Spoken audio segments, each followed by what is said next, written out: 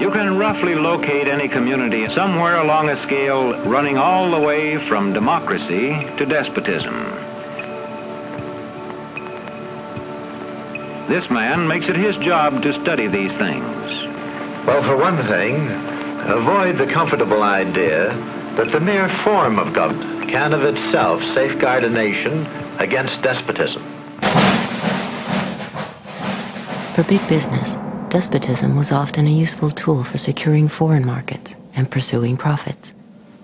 One of the U.S. Marine Corps' most highly decorated generals, Smedley Butler, by his own account, helped pacify Mexico for American oil companies, Haiti and Cuba for National City Bank, Nicaragua for the Brown Brothers Brokerage, the Dominican Republic for sugar interests, Honduras for U.S. fruit companies, and China for Standard Oil.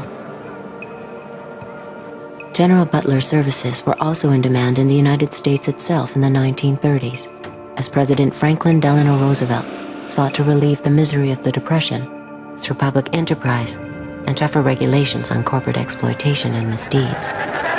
More power to you, President Roosevelt. The entire country's behind you, thrilled with hope and patriotism. But the country was not entirely behind the populist president.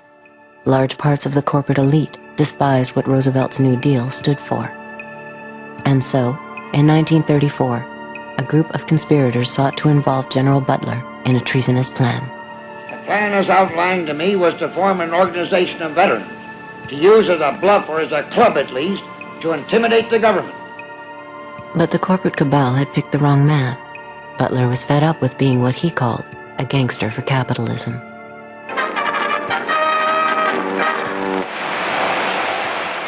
I appeared before the Congressional Committee, the highest representation of the American people, under subpoena to tell what I knew of activities which I believe might lead to an attempt to set up a fascist dictatorship.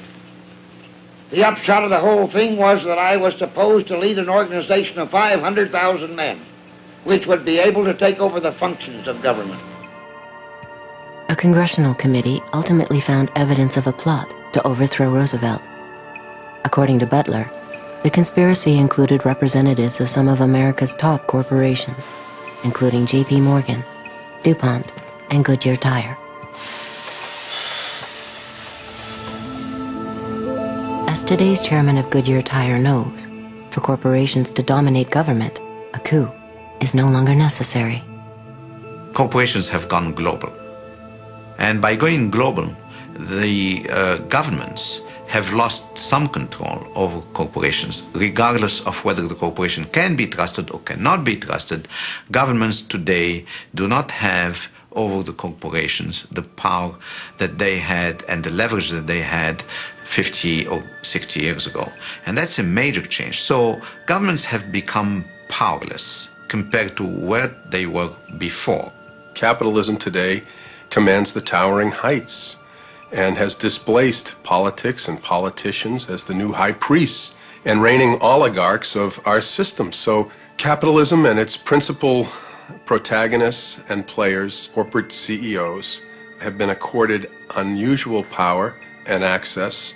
This is not to deny the significance of government and politicians, but these are the new high priests.